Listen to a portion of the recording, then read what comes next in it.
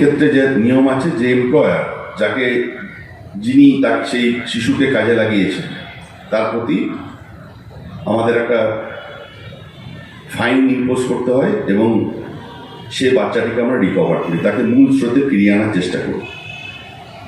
তো সেই বাচ্চাটাকে আমরা জিজ্ঞাসা করলাম যে তুমি এই কাজ কেন করো? তো বললো যে টাকা রোজগার হয়। তোমার বাবা মা কি করেন? বাবাও কাজ করেন, মাও কাজ করেন। লক্ষ্মীর ভাণ্ডার পাও? হ্যাঁ পান, মা পান। এই স্কলারশিপও এখন সরকারি প্রচুর প্রকল্প রয়েছে, রেশন রয়েছে, স্বাস্থ্যসাথী কার্ড রয়েছে, সমস্ত প্রকল্প সুবিধা তারা পান। তাহলে তুমি কাজ করো কেন?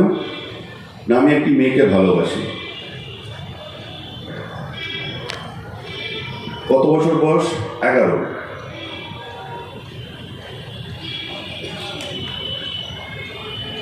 এরপরে তোমার কি প্ল্যান ছিল? ও আমাকে বলেছিল একটা স্মার্টফোন কিনে দিতে হবে। স্মার্টফোন কিনে দিলে আমি তোমার সঙ্গে পালিয়ে যাব। তো কতদূর এগিয়েছিল সেই স্মার্টফোন পরিকল্পনার কাজ? স্যার, এগিয়েই গেছিল। 12,000 টাকা স্মার্টফোন চয়েস হয়েছিল। ওই রাতের বেলায় যে ড্রিঙ্ক সার্ভ করি সেখান থেকে টিপস পাই 100 টাকা 100 টাকা অতিরিক্ত।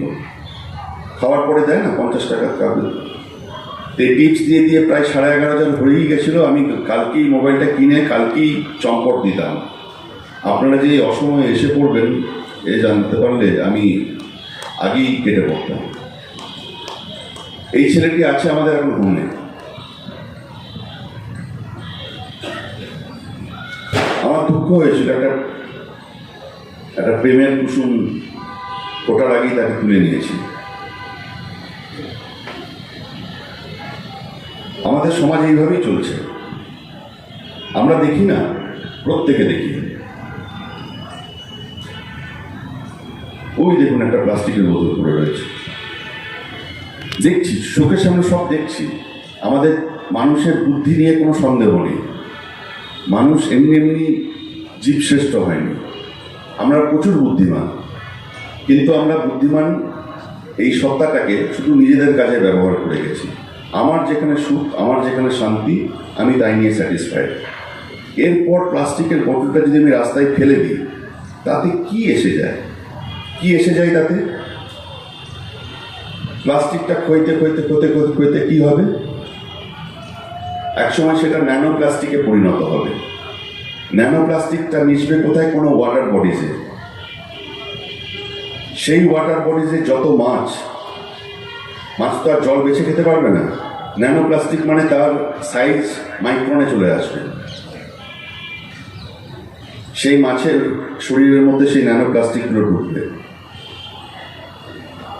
আপনি বাজার থেকে কানকো তুলে দেখে নেবেন লাল রঙের কিনা, ছটফট করছে কিনা। আপনি দেখবেন শুধু কানকো, কিন্তু ভেতরের জিনিস কে দেখবে? এরপরে আপনার বাড়িতে অতিথি এসছে, জামাই এসছে, কন্যা এসছে, আপনি এই বড় একটা কাতলার মাথা দিয়ে তাকে আপ্যায়ন করছেন, পুরো প্লাস্টিকে ভরপুর।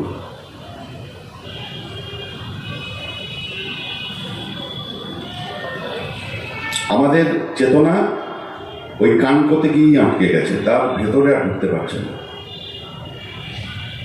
কানকোলা মাছ যদি ছটফট করে, দ্যাটস ওকে। এরপরে আর ভাবার কিছু দরকার নেই।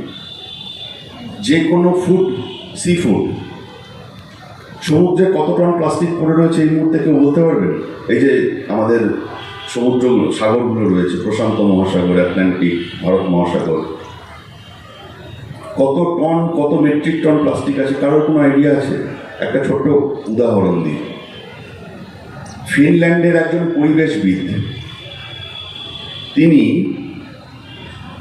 উত্তর আটলান্টিক মানে হচ্ছে গিয়ে, বোঝানোর সুবিধার জন্য বলি, ব্রিটেন থেকে নিউ ইয়র্ক, এই যে রুটটা, যে রুটে টাইটানিক ডুবেছিল, যেটা কিনা ফ্রোজেন থাকে অধিকাংশ সময়, অনেক হিমশৈল থাকে। উনি পরিবেশবিদ ছিলেন এবং উনি স্যাম্পল স্টাডি করতে চেয়েছিলেন সমুদ্রের ইকোলজি, সমুদ্রের মধ্যে সমুদ্রের স্বাস্থ্য কীরকমভাবে চেঞ্জ হচ্ছে সেটার উপরে। তো করতে করতে উনি কিছু ছবি পেলেন, উপগ্রহ চিত্র। তো সমুদ্র দেখে তো বুঝতে পারবেন না আপনার ভিউ কত দূর যাবে, 1 কিলোমিটার, 2 কিলোমিটার, 5 কিলোমিটার, 10 কিলোমিটার, তারপরে তো আপনি দেখতে পাচ্ছেন না সমুদ্রটাকে। পৃথিবী তো গোল। তো তিনি ভিডিও কিছু উপগ্রহ চিত্র নিলেন, সেখানে দেখছেন উত্তর আটলান্টিকে একটা সার্কেল হয়ে রয়েছে। আমরা জানি যে সমুদ্রের বিভিন্ন স্রোত রয়েছে, ল্যাব্রাডর স্রোত, জার্মানিডেন থেকে কিয়েল, পশ্চিম প্রান্তে কিয়েল যে বন্দর রয়েছে, যেখান থেকে সুভাষচন্দ্র বোস